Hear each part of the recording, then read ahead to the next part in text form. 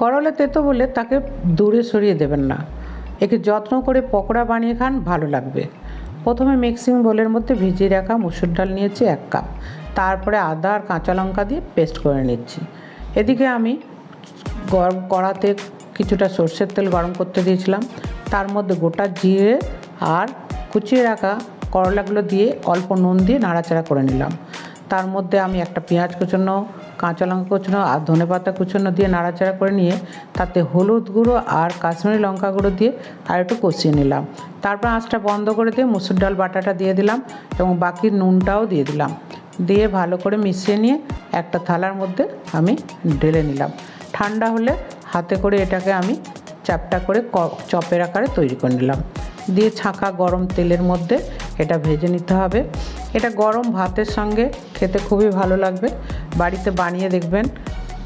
Thank you.